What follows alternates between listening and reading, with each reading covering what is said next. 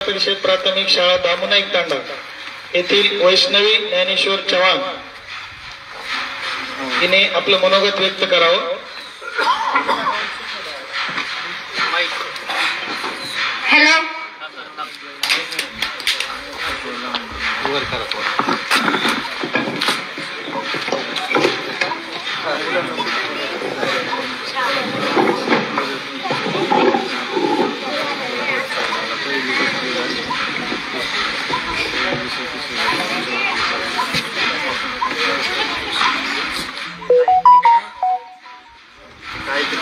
ज्यांच्या विचारांनी सारा महाराष्ट्र घडला असे छत्रपती शिवाजी महाराज 32 वर्षाच्या वयामध्ये निधड्या छातीने मरणाची झुंज देणारे छत्रपती संभाजी महाराज, ज्यांनी शिवरायांना घडवलं, वाढवलं आणि स्वराज्य निर्माण करण्याची प्रेरणा दिली अशा राजमाता, राष्ट्रमाता महासाहेब जिजाऊ आणि ज्यांनी लिहिलेल्या संविधानावरती आजही आपल्या संपूर्ण देशाचे कार्य करते असे भारतीय राज्यघटनेचे जनक डॉक्टर बाबासाहेब आंबेडकर या सर्व महामानवांना आणि त्यांनी केलेल्या महान कार्याला वंदन करून मी आलेल्या सर्व पाहुण्यांचे तुमच्या टाळ्यांच्या गजरात स्वागत करते। माझ्या चेहऱ्याचा रंग कोणता असावा हेही माझ्या हातात नव्हतं, मी कोणाच्या पोटी जन्म घ्यावा हेही माझ्या हातात नव्हतं। हाताच्या रेषावर नव्हे तर तळहाताच्या मागे असणाऱ्या पिल्लार मन्मथात तुमचं भविष्य सामावलेलं असतं हा संदेश द्यायला मी आले आहे।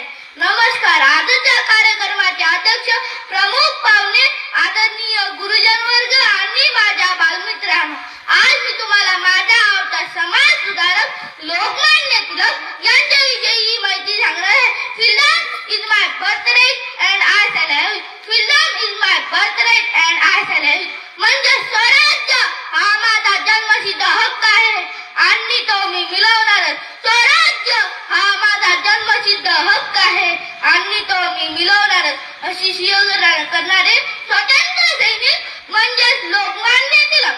लोकमान्य टिळक यांचा जन्म 23 जुलै 1856 रोजी रत्नागिरी जिल्ह्यातील चिखली या गावी झाला। त्यांच्या वडिलांचे नाव गंगाधर तर त्यांच्या आईचे नाव पार्वतीबाई होते। त्यांचे पूर्ण नाव केशव गंगाधर टिळक होते, पण त्यांना सर्वजण बाळ गंगाधर टिळक या नावाने बोलवत। त्यांचे वडील शिक्षक होते। प्राथमिक व माध्यमिक शिक्षण पूर्ण केल्यानंतर त्यांनी BA व MA यासह LLB ही पदवी मिळवली। काही दिवस शिक्षक म्हणून काम केल्यानंतर ते सार्वजनिक कार्यात सहभागी झाले। लाल पगडी डोक्यावर, भरदार मिशा ओठावर, लाल पगडी डोक्यावर, भरदार मिशा ओठावर, पायात बूट, ऐतेदार कपाळी गंध छानदार, पायात बूट, ऐतेदार कपाळी गंध छानदार असे त्यांची वेशभूषा होती। Simple living and high thinking याप्रमाणे टिळकांची ओळख होती। लोकमान्य टिळकांनी आपल्या मित्रांसोबत पुणे येथे न्यू इंग्लिश स्कूलची स्थापना केली, तर पुढे डेक्कन एज्युकेशन सोसायटीची स्थापना करून एक नवीन शिक्षण पद्धती तयार केली। इंग्रजी राजवटीपासून भारताला स्वातंत्र्य मिळवून देण्यासाठी त्यांनी आजीवन कार्य केले, त्यामुळे त्यांना भारतीय संतोषाचे जनक म्हणतात। त्यांनी इंग्रजीच्या विरोधानं होमर रूलिंग ही सर्व सुरू केली। Tilak two daily newspaper named Maratha and Kesari. He has written many books but the 400 pages. Gita has written during his stay in Mandale jail.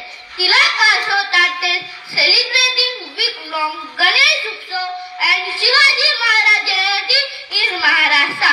अन्याय ज्यांना अमान्य म्हणून ते लोकमान्य। टिळकांनी अजन्म न्यायविरुद्ध लढा दिला म्हणून लोकांनी लोकमान्य ही पदवी बहाल केली।